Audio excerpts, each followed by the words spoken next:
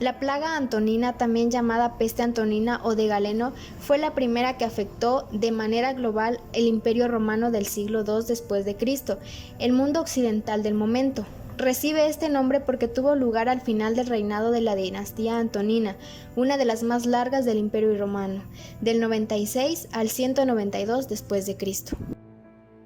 A raíz de la peste, los emperadores antoninos se vieron obligados a promulgar numerosas leyes que aún se conservan en el Tratado Legislativo del Digesto sobre la manera y los caminos para trasladar y enterrar los cadáveres, así como las durísimas penas impuestas si las reglas no eran obedecidas.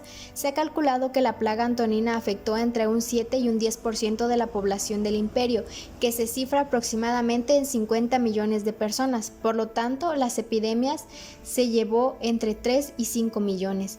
Cuando hablamos del ejército y las ciudades, parece que la mortandad podría haber sido un poco mayor, entre un 13 y un 15%, debido a las concentraciones de gente en un mismo espacio. El mundo romano sobrevivió a la peste antonina y así continuaron por aproximadamente 100 años, pero una nueva enfermedad azotó al Imperio Romano, que se cree que así como la plaga de Atenas llegó desde Etiopía y Egipto por las colonias del norte de África, que eran el granero de Roma.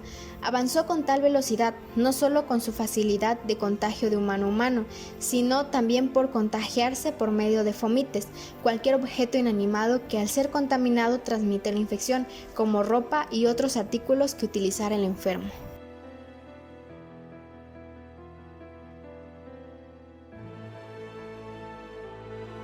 Nos encontramos en la segunda mitad del siglo III en la ciudad de Alejandría, cruce de caminos de diferentes rutas comerciales y espléndida metrópoli fundada por Alejandro Magno.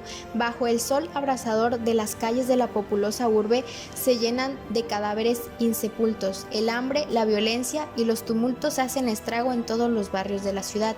Una epidemia que se inició en Etiopía y que se extiende por todo Egipto amenaza con acabar con todos los habitantes de la ciudad. Los cronistas afirman que nunca habían visto una cosa igual. Se estima que tan solo en la ciudad de Alejandría falleció casi el 70% de la población. No había casa en la que no hubiese fallecido alguno de sus miembros. La primera aparición fue devastadora y se vio seguida de una remisión temporal que culminó en una segunda epidemia igual de virulenta. Parecía seguir un fenómeno estacional, comenzando en otoño y durando todo el invierno y primavera, disminuyendo con el clima cálido del verano. Por desgracia y a diferencia de la anterior plaga descrita por el médico Galeno, en esta ocasión debemos basar casi todos nuestros conocimientos sobre el tema en una fuente. La fuente de conocimiento clásica de esta epidemia son los sermones de Cipriano, obispo de Cartago, a su comunidad. Antes que nada es necesario aclarar que nos encontramos ante un momento de crecimiento del cristianismo, que aceptó el sufrimiento que suponía esta enfermedad como una prueba que Dios les imponía para acceder tras la muerte a un mundo mejor. En estos discursos, Cipriano se refiere en múltiples ocasiones a la peste, aportándonos así mucha y valiosa información. En ningún caso se hace referencia a la presencia de bubones, por lo que se ha descartado la peste bubónica. Gracias a su obra nos hacemos una idea de lo dura que llegaba a ser la enfermedad. Se puede citar lo siguiente: los intestinos, relajados en un flujo constante, descargaban la fuerza corporal y un incendio originado en la médula fermenta en las heridas de las fauces. Los intestinos se sacuden con continuos vómitos y los ojos enrojecidos están inyectados en sangre. En algunos casos los pies y algunas extremidades acaban cayendo por la putrefacción. Algunas personas perdían el oído, otras la vista. Hoy en día denominamos plaga de Cipriano a la gran peste que desoló Roma hasta el punto de matar a los emperadores Hostiliano en el 251 después de Cristo y Claudio II el Gótico en el año 270 de nuestra era.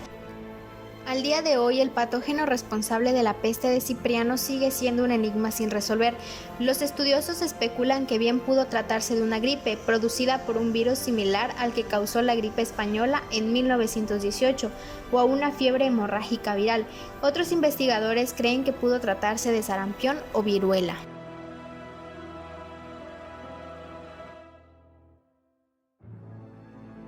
Es fácil entender que nadie quisiera entrar en contacto con los enfermos ni con los fallecidos. Aún así, en Alejandría apareció un grupo de jóvenes cristianos, al inicio unas decenas, que se ofrecieron para hacer el trabajo de camilleros, arriesgando sus vidas para exponerse a una enfermedad contagiosa con elevada mortalidad. Eran los parabolanos. Los parabolanos se encargaron de asistir y lavar a los enfermos, reconfortar a los moribundos, cerrar los ojos y enterrar a los fallecidos. Su osadía rayaba la locura, por lo que fueron calificados como los parabolanos, es decir, los temerarios.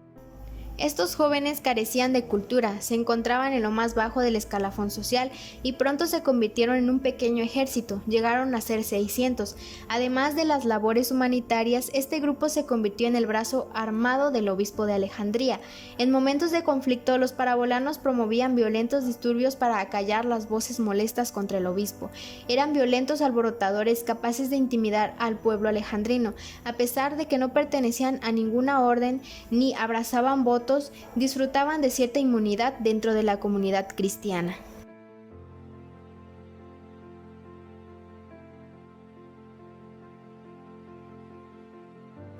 Los efectos de la peste en la sociedad romana fueron catastróficos, a tal punto que el mismo ejército romano sufrió una falta general de hombres debido a la cantidad de bajas sufridas en los fuertes y en las reservas a causa de la peste. Durante el punto máximo de dicha peste se calcula que en Roma morían entre 5.000 a 6.000 personas por día.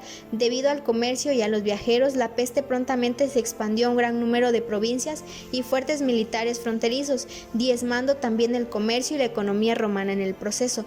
Todo lo anterior fue aprovechado por los enemigos de Roma, quienes pudieron reorganizarse y coordinarse mejor en contra del imperio y sus intereses. Otro de los efectos de la peste fue el favorecer al creciente cristianismo, ya que miles de ciudadanos romanos se convirtieron en masa a dicha fe al escuchar las incesantes condenas callejeras de los oradores cristianos en las calles, quienes culpaban a las costumbres romanas, consideradas como pecadoras por los efectos de la peste. La peste cipriana y muchas otras que azotaron al Imperio Romano causaron muchos estragos, dejando millones de muertes en todo su territorio, además de que se cree que esto facilitó su caída en años posteriores.